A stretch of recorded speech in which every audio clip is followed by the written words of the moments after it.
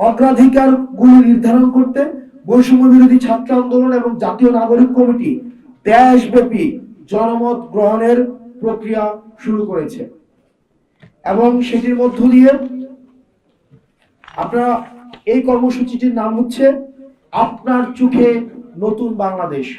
গণঅভ্যুত্থানের পর্বেও আমরা আমাদের যে কর্মসূচি, এই হাসিনার কে পতনের জন্য আমাদের যে কর্মসূচি, সেটি জনগণের অপ্রকাশিত ভাষাগুলোকে আমাদের যে দমিয়ে রাখা হয়েছে, টুটি চেপে ধরে রাখা হয়েছে, আমাদের মিডিয়াগুলোকে নিয়ন্ত্রণ করেছে।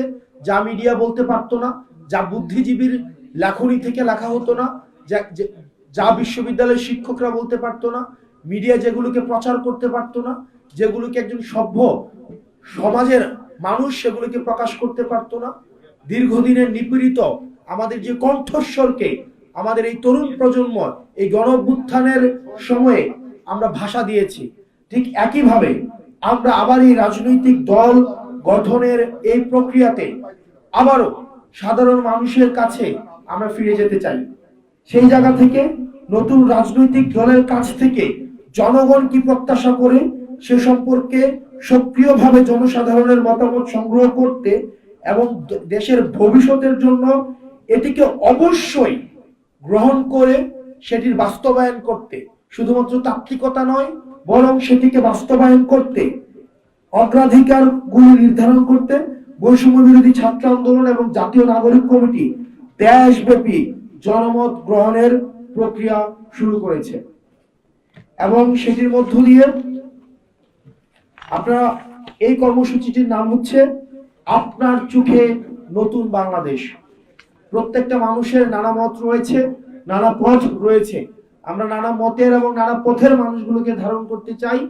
তাদের চোখে তারা নতুন বাংলাদেশটা, এই ফেসিবাদ উত্তর, আমরা যে ফেসিবাদ পরবর্তী বাংলাদেশটা কিভাবে দেখতে চাই সেটির জন্য আমরা মানুষের কাছে যেতে চাই এবং আপনার চোখে নতুন বাংলাদেশ স্লোগানের আওতায় পরামর্শমূলক উদ্যোগের লক্ষ্যে সারা দেশের সকল কমিটি ও তাদের কর্মীদের বিস্তৃত নেটওয়ার্কের মধ্য দিয়ে আমরা মানুষকে যুক্ত করব। সেটির মধ্য দিয়ে সকল শ্রেণী পেশার মানুষকে আমরা যুক্ত করব। তার মধ্যে রয়েছে প্রান্তিক জনপদ থেকে শহরের জনপদ, মধ্যবিত্ত যেই আমাদের রাজনৈতিক সচেতন যেই সমাজটি গড়ে উঠেছে, আমরা তাদের কাছেও যেতে চাই।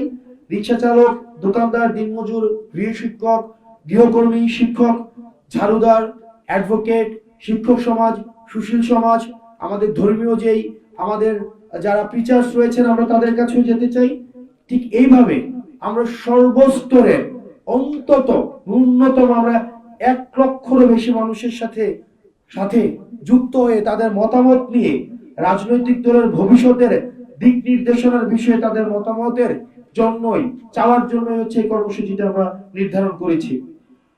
নতুন দলটি শুধুমাত্র কিছু মানুষের জন্য না হয়ে যায়, এটার জন্য এলিট না হয়ে যায়, এটার জন্য নির্দিষ্ট এলাকার না হয়ে যায়, নির্দিষ্ট বংশের না হয়ে যায়, নির্দিষ্ট একটি পকেটের ভুক্ত না হয়ে যায়, নির্দিষ্ট শুধুমাত্র একটা কর্মীদের না হয়ে যায়, আদর্শের না হয়ে যায়, বরং এটি যেন সমাজের সকল স্তরের মানুষের কণ্ঠস্বর হয়ে সেটির জন্য আমরা প্রতিশ্রুতিবদ্ধ।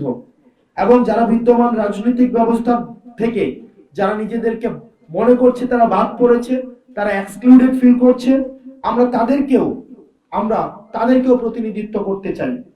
আমরা সকল নাগরিকের কথা শোনার মধ্য দিয়ে একটি নতুন রাজনৈতিক সংস্কৃতি গড়ে তোলার আকাঙ্ক্ষা ধারণ করি।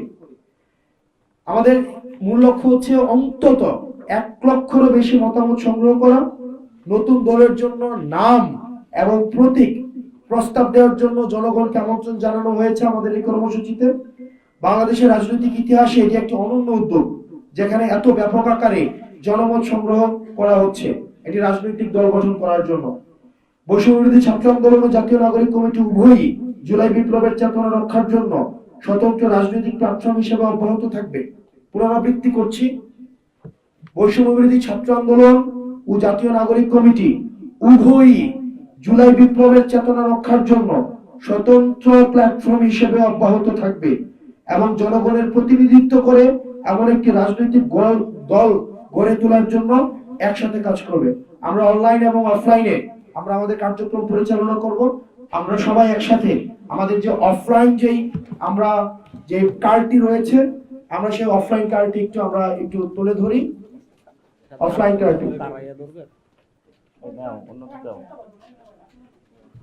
আপনার চোখে নতুন বাংলাদেশ, এই অফলাইন কার্ড এবং এই অফলাইন জনমত জরিপটি কিভাবে পরিচালিত হবে, মানুষের কাছ থেকে আমরা কি জানতে চাই, কিভাবে জানতে চাই, এ বিষয়ে সার্বিক বিষয়টি বিশ্লেষণ করবেন, আপনাদের সামনে তুলে ধরবেন জাতীয় নাগরিক কমিটির আহ্বায়ক আমাদের নাসির উদ্দিন পাটোয়ারি ভাই।